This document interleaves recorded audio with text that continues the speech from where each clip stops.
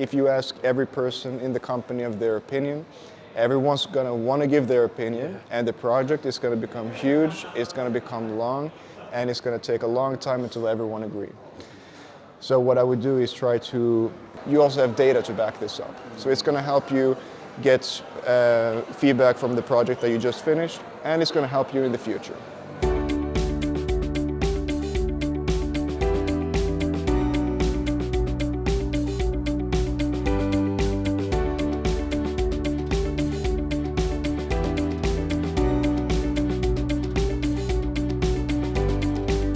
So Victor, career sites, usually an afterthought, usually something that a lot of companies probably don't put anywhere near enough time and effort into.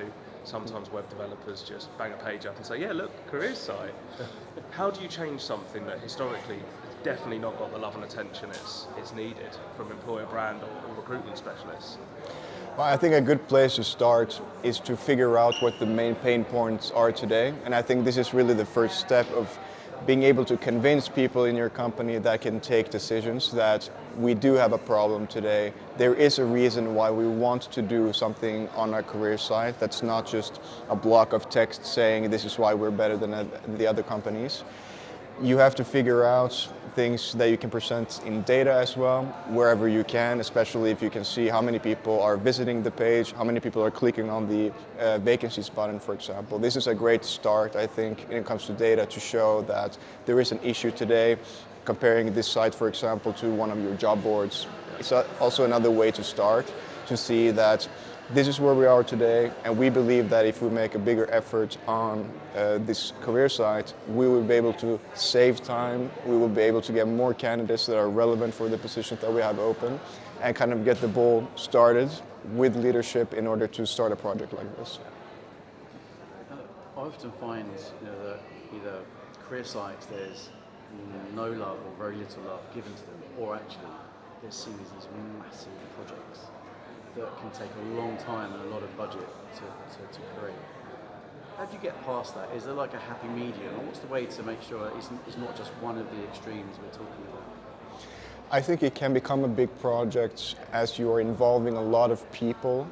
There are a lot of people who have opinions about the information that we make available online about your company. And the career site seems like the ultimate place for this. It's something that we own, and so it's something that we control, and so we have to make sure that we're seen in the best way possible. So something that I mentioned earlier during my talk is, from the beginning of the project, make sure that you choose who is the decision makers, who is the ones who are able to say yes or no when it comes to specific content, so that you're able to better control the size of the project. If you ask every person in the company of their opinion, everyone's going to want to give their opinion, and the project is going to become huge, it's going to become long, and it's going to take a long time until everyone agrees. So what I would do is try to set the sizing from the beginning and identify these stakeholders that are going to need to be involved in the project, and make sure that the decision-making process is clear, so that halfway through the project, when you want to present the progress that you're making, you know that these are the people that we have to convince, not ask the opinion of all these different teams that would like to give their feedback. Well, you can always take feedback, but it doesn't have to be a red light for you to continue the project. You imagine you've got, say, if you're talking to somebody who's going to be starting a career site project, and you have 3 things that they absolutely must do, or the career site must do, what would those 3 things be? Can be 2 things or can be 4 things. Well, I would say the number one thing is your EVP. The way that we built our EVP is from the people. You have to figure out why people want to choose your company over others. So this should be one of the first things that people see. It doesn't have to be the EVP in a plain text. You can present it any way that you find fitting for your company. But I do think that the EVP is one of the things that you really have to keep in mind when you are creating your career site content. Either building the structure around this, or at least just making sure that it's quickly available on the site. Secondly, I do think that employees have to be available on the site in some way. You don't have to do exactly the way that we did it, but I just make sure that your career site is not just a channel for upper management, PR, to just communicate with people outside. but that the career site becomes a place where you share different perspectives on the life in your company so that people can also relate to the content that you have there. One last thing that I do think is very important when it comes to your career site is data.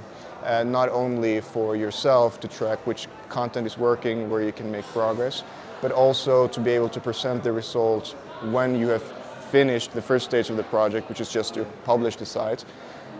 Through the data that you have, you'll be able to not only prove that you have made progress with the site, but also that later on when you would like to make some changes, you also have data to back this up. So it's going to help you get feedback from the project that you just finished, and it's going to help you in the future. And are there any career sites that are your own that you would, and we can include them in some of this video content as well, are there any career sites that you say these are probably some of the best in class to have a look at for inspiration? Well, there are a lot of really great ones out there. I am quite inspired by Spotify, and like I said during my talk now, because I am Swedish, but because I really like the way that they use their tone of voice, the way that they use illustrations to create a feeling of the company. Yeah. It's quite common, I think, for a company to speak in a way that's quite corporate business, because you want to sound serious. Spotify is a serious business, but when you read the content that they have, you feel like you're speaking, or there's a person in front of you. Yeah. The way that it's written. There are a lot of images, and the way that the site flows when you're scrolling through, it inspires me, honestly. So I would recommend checking out this site. Absolutely, and of course. Of course. Well, actually, on your talk, you showed the before and after. Yeah. You know, and actually, the before and after of blah blah blah career site is like such a difference. You know, it used to be very satisfying to do what you did, to then have something that you put your mark on with the team. What is satisfying for me is to be able to have something concrete that we do in the employer branding team that we can show in other teams to see our work kind of coming to life. Because a lot of the things that we do in the employer branding team is long term. We're shaping the perception of our brand. And this can be difficult sometimes to understand what this really means. But when you have something like the career site, you can say that you have something concrete that's looking like this. It creates these issues. And we have created something that looks like this now, and look at the benefits that we can see already. Lovely. Well, thanks very much. Thanks so much.